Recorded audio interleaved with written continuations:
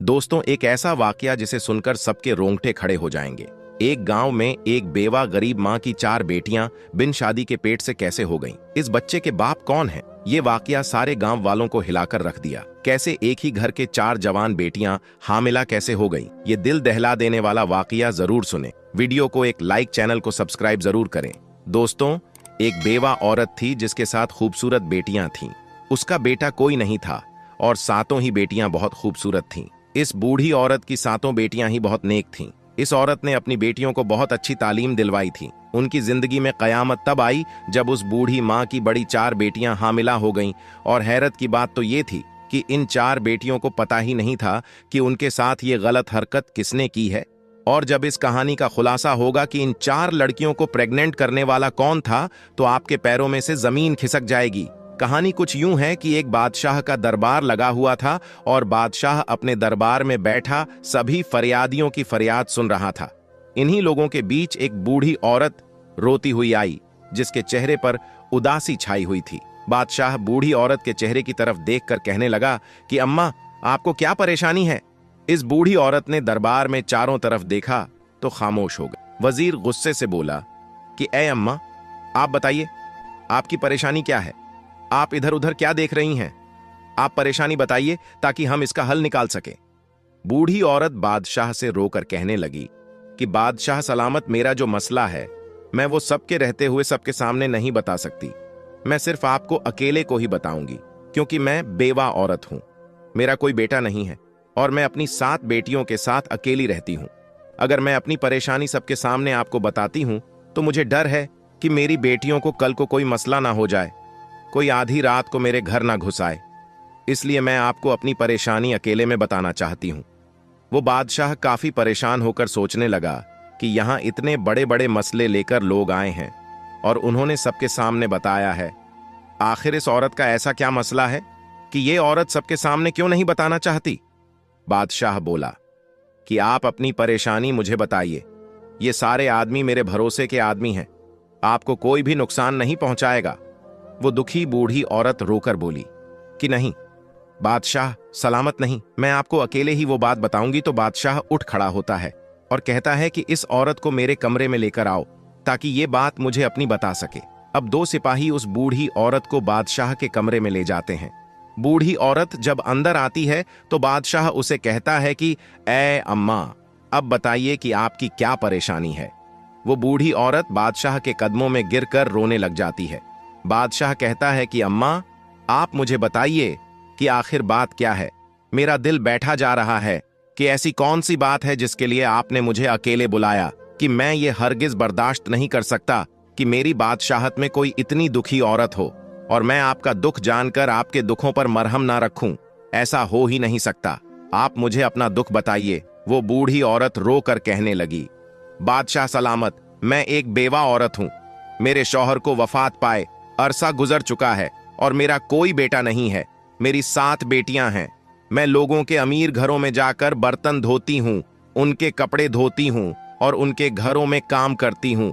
और इन अमीर घरों से जो बचा हुआ खाना मिलता है, जो मुझे मेहनत मजदूरी के पैसे मिलते हैं, उसी में से मैं अपना घर चलाती हूँ और उसी से अपना घर चलाकर अल्लाह ताला का शुक्र अदा करती हूँ। मैंने कभी किसी से कोई शिकवा नहीं किया कि मैं ऐसी गुर्बत की जिंदगी जी रही हूँ।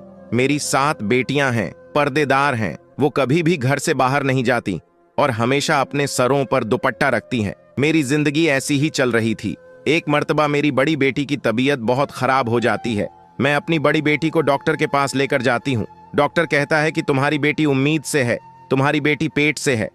ये बात सुनकर मेरे पैरों से जमीन खिसक जाती है कि मेरी बड़ी बेटी की तो शादी भी नहीं हुई, तो ये हामिला कैसे हो गई?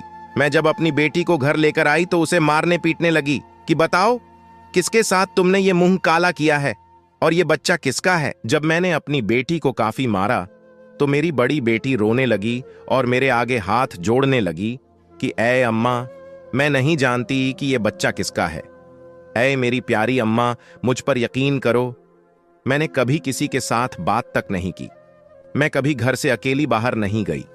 मैंने कभी किसी के साथ आंख नहीं मिलाई। ऐ मेरी अम्मा, मुझे नहीं पता कि ये बच्चा मेरे पेट में कैसे आया है। वह बूढ़ी औरत अपनी बेटी पर यकीन कर लेती है और कहती है कि बादशाह सलामत, मैंने इस बेटी को पैदा किया था। मुझे पता चल चुका था कि मेरी बेटी झूठ नहीं बोल रही, और उसके कुछ दिनों बाद तो मुझे पक्का यकीन हो गया था कि मेरी बेटी झूठ नहीं कह रही। वह बूढ़ी औरत बादशाह को वाकिया सुनाते हुए रोने लगी कि बादशाह सलामत, हमने इस बात पर सब्र कर लिया।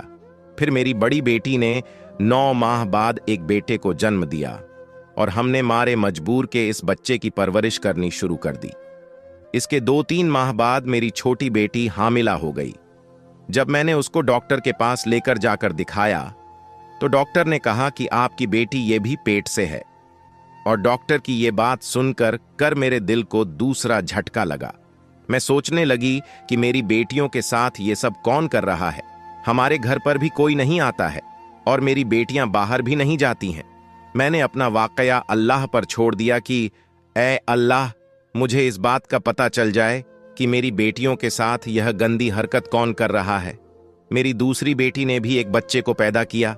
उसके बाद मेरी तीसरी बेटी उम्मीद से हो गई और फिर मेरी चौथी बेटी जो 14 साल की थी वो पेट से हो गई। मैं तो लुट गई, बर्बाद हो गई। मुझे तो कुछ नहीं पता चल रहा कि मेरे घर पर ये क्या हो रहा है। इस दुखी माँ का ये वाकया सुनकर राजा हक्का बक्का हो जाता है कि ये कैसा वाकया सुना रही है। बूढ़ी औरत अपनी कहानी सुनाकर बादशाह के पांव पकड़ लेती है कि ऐ बादशाह सलामत, मुझे इंसाफ चाहिए। मुझे पता करना है कि मेरी बेटियों के साथ ये गलत हरकत कौन कर रहा है। बादशाह सलामत, मेरी बेटियों के मुजरिम को आप पकड़ें। मैंने बहुत ढूंढने की कोशिश की, मुझे जरा पता नहीं चला कि वो इंसान कब आता है हमारे घर। उसने हमारी जिंदगी बर्बाद कर दी है। बादशाह सलामत पूरी कहानी सुनकर कहने लगा, ऐ अम्मा, तुम अब बोल रही हो तुम्हारी चौथी बेटी के साथ ऐ हरकत हुई है। तुम्हें तो तब आना चाहिए था जब तुम्हारी पहली बेटी के साथ गलत हरकत हुई थी। अगर तुम उस वक्त ये बात बताती तो तुम्हारी बाकी 3 बेटियों के साथ ये सब कुछ ना होता। मगर जब तुम जैसे गरीब लोग होते हैं, वह लोगों की बदनामियों से डरकर ये जहर पी लेते हैं और फिर वही जहर तुम्हारे अंदर काटता रहता है। तुम्हें जब बात तुम्हारी बर्दाश्त से बाहर हो जाती है, फिर तुम लोग आकर बताते हो कि ये मसला हो गया है। और अम्मा, तुम भी उन लोगों में से हो जो अब आई हो। वो बूढ़ी औरत अपनी गलती तस्लीम करती है कि मुझे पहले आना चाहिए था, लेकिन अब मैं आ चुकी हूं। जो कुछ हो गया सो हो गया, लेकिन अब मेरी बेटियों के मुजरिम का पता लगना चाहिए कि वो कौन है। बादशाह सलामत बहुत ही नेक दिल मेहरबान थे। कहने लगे कि अम्मा, अब तुम घर जाओ। अब ये परेशानी तुम्हारी नहीं है, अब ये परेशानी मेरी है और मुझसे बर्दाश्त नहीं होता कि मेरी सल्तनत में कोई औरत इतनी दुखी हो। कोई दरिंदा गरीब औरत पर जुल्म कर रहा है और मैं चैन की नींद सो लूं। मेरे बादशाह होने पर लानत है, इसलिए आप अपने घर जाइए। अब ये परेशानी मेरी है। वो बूढ़ी औरत वहां से खामोशी से अपनी चादर लपेटे हुए वहां से बाहर आ गई और अपने घर चली गई। अब बादशाह सलामत वहां से निकलकर वापस आकर बैठ गए और बाकी तमाम लोगों के मसाइल सुनने लगे। लेकिन बादशाह का ध्यान उसी औरत की तरफ था कि इस औरत को इंसाफ मिलना चाहिए।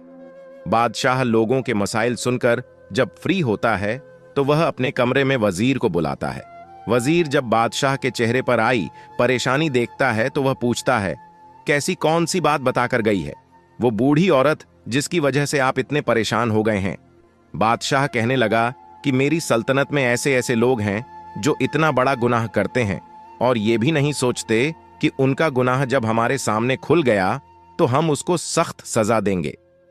वजीर भी परेशान होकर बोला कि बादशाह सलामत, बता दीजिए कि क्या मामला है। फिर बादशाह सलामत इस वजीर को सारा वाकया बता देता है और कहता है कि कोई दरिंदा है जो इस औरत के घर पर दीमक की तरह लग गया है और इस दरिंदे शख्स का इतना मन बढ़ चुका है कि वो इस बेवा औरत की 4 बेटियों को इस दरिंदे ने हामिला कर दिया है और इस बूढ़ी औरत की 3 बेटियों को बच्चे पैदा हो चुके हैं और छोटी बेटी इसकी हामिला है। इस बूढ़ी औरत की बाकी 3 बेटियों की इज्जत को भी खतरा है।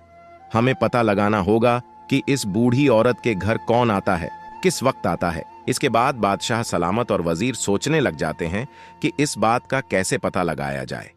थोड़ी देर बाद वजीर कहता है कि ऐ बादशाह सलामत, मेरे मन में एक तरकीब आई है। बादशाह कहता है कि जल्दी बताओ कौन सी तरकीब है।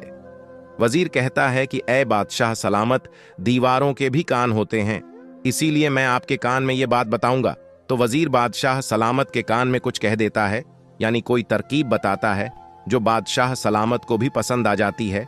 इसके बाद वो वजीर एक बकरी लेकर इस बूढ़ी औरत के घर पर चला जाता है। रात के तकरीबन 9 बज रहे होते हैं। वजीर इस बूढ़ी औरत के घर चला आता है। बूढ़ी औरत वजीर को देखकर कहती है कि ऐ वजीर, आप इस वक्त मेरे घर पर क्या कर रहे हैं? वजीर बोला कि जो परेशानी आप बादशाह सलामत को बताकर आई हैं, इस बात से बादशाह सलामत बहुत ही परेशान है। बूढ़ी औरत बोली कि आपके हाथ में ये जो बकरी है, आप इसका क्या करोगे? वजीर बोला कि आप मुझे अपने घर के अंदर आने दीजिए, इसके बाद मैं आपको बताऊंगा कि मैंने क्या करना है। अंदर आकर वजीर बूढ़ी औरत से कहने लगा कि आज हम इस बकरी का चारा बनाकर इस दरिंदे को खिलाएंगे। बस तुम लोग कुछ भी मत बोलना और चुप करके देखती रहना कि वो दरिंदा कैसे पकड़ा जाएगा। इसलिए आप तमाम लोग आराम से सो जाइएगा। अगर हमारा ये काम कामयाब हो गया तो पता चल जाएगा कि वह दरिंदा कौन है। इसके बाद वजीर इस बकरी को लेकर घर की छत पर चला जाता है और घर की छत पर इस बकरी को बांध देता है और फिर चुपके से इस घर से बाहर चला जाता है। और वजीर जाते हुए इस बूढ़ी औरत और इसकी बेटियों से कहता है कि आप लोग आराम से सो जाइएगा, ये मत सोचिए कि आप लोगों को किसी तरह का कोई नुकसान पहुंचेगा। और वजीर 2 सिपाहियों को बोल देता है कि इस बूढ़ी औरत के घर के आसपास पहरा लगाओ। वजीर बूढ़ी औरत और उन लड़कियों को तमाम बात समझा देता है कि तुम्हारे घर में ऐसी कोई भी आवाज नहीं आनी चाहिए जिससे पता चल जाए कि हमने जाल बिछाया हुआ है। उसके बाद वजीर बादशाह के पास महल में चला जाता है। बादशाह उसी बात को लेकर काफी परेशान होता है। बादशाह वजीर से कहता है कि ऐ वजीर, तुमने इस बकरी को वैसे ही पहुंचा दिया है जैसे हम चाहते थे। तो वजीर बोला कि जी बादशाह सलामत, मैंने इस बकरी को वहीं पर बांध दिया है और अपने मकसद के मुताबिक मैं सारा काम कराया हूं। वजीर कहने लगा कि ऐ बादशाह सलामत, अब आप भी सो जाइए। बादशाह कहने लगा कि मैं कैसे सो सकता हूं, वो मजलूम औरतें हैं, उन पर जुल्म हो रहा है। मुझे ऐसे में नींद नहीं आएगी जब तक मैं इस जालिम शख्स को पकड़ के उसको सजा ना दे दूं। बहरहाल जब आधी रात का वक्त आता है तो उस बूढ़ी औरत के घर के आसपास एक साया सा लहराता है। वो शख्स घर की छत पर आता है और छत में से वह सहन में आ जाता है। बकरी ने छत पर जब किसी शख्स को देखा तो बकरी एकदम से चिल्लाने लगी। उस वक्त आधी रात का वक्त हो चुका था, हर तरफ सन्नाटा छाया हुआ था और आधी रात को बकरी की आवाज दूर दूर तक गूंज रही थी। जो सिपाही छुपकर पहरा दे रहे थे, उन लोगों को जब बकरी की आवाज सुनाई दी तो उन लोगों को पता चल गया कि घर में कोई दाखिल हो चुका है और मकसद यही था कि इस बकरी को छत पर बांधने का कि इस घर में जो कोई शख्स भी आएगा, बकरी उसको देखेगी और बोलने लगेंगी। बकरी की आवाज सुनकर सिपाही चौकन्ना हो जाएंगे। जब वो शख्स घर के कमरे में आया तो सिपाहियों को भी पता चल गया बकरी के बोलने से, और बाकी इन बुढ़िया औरत और उसकी बेटियों को भी पता चल गया कि बकरी बोल रही है। इसका मतलब है कि घर में कोई घुस आया है। वह भी चौकन्ने हो जाती है। बकरी की आवाज सुनकर सिपाहियों को भी पता चल जाता है और सिपाही घर के अंदर दाखिल हो जाते हैं। जब आने वाले शख्स ने घर में सबको जागते हुए देखा तो वो पीछे की तरफ भागने लग जाता है और पीछे से वो 2 सिपाही आकर उस आदमी को पकड़ लेते हैं। इस आदमी ने अपने चेहरे पर काला कपड़ा लपेटा हुआ था ताकि इस आदमी को कोई पहचान ना सके। जब इन सिपाहियों ने इस आदमी के चेहरे से कपड़ा हटाया तो वो बूढ़ी औरत और उसकी बेटियां हैरान हो गईं। बेटियों को लेकर आखिरकार सुबह हो गई। बादशाह का दरबार लगा हुआ था और वह आदमी घुटने टेक कर बादशाह के सामने बैठा हुआ था। इस आदमी के हाथों को हथकड़ियां लगी हुई थी। इस वक्त इस आदमी का चेहरा ढांपा हुआ वह बूढ़ी औरत और उसकी बाकी 7 बेटियां भी जाती हैं। बादशाह सलामत बाकी तमाम लोगों को बाहर भेज देते हैं। अब सिर्फ वो मुजरिम बादशाह सलामत और वजीर और बूढ़ी औरत और उसकी 7 बेटी वहां पर मौजूद थी। बादशाह सलामत उस शख्स से कहने लगा कि क्यों भाई, अब इतना तो बता दे कि तुझे मेरा खौफ नहीं रहा कि जब ये तुम्हारा मुजरिम पकड़ा जाएगा तो तुम्हारी सजा मौत से कम नहीं होगी। बादशाह सलामत इन सिपाहियों से कहता है कि इस आदमी के चेहरे से नकाब हटाया जाए ताकि मैं भी तो देखूं कि मेरी सल्तनत में इतनी हिम्मत किसकी हो गई है जो इस मजबूर बूढ़ी औरत की 4 बेटियों को हामिला कर दे। जब इसके चेहरे से नकाब हटता है तो वो बूढ़ी औरत करीब आकर उसके मुंह पर थूक है और कहती है कि ऐ दरिंदे इंसान, तुझे शर्म नहीं आई? मेरी बेटियां तेरी बेटियों के जैसी हैं, ये तेरी सगी भतीजी है। इनके साथ तुमने ऐसी गंदी हरकतें की है। जो चाचा होता है वह बाप के सामान होता है। तुझे शर्म नहीं आई अपनी सगी भतीजियों के साथ ऐसा करते हुए? भतीजी क्या बेटी क्या, ये तूने क्या जुर्म कर दिया है?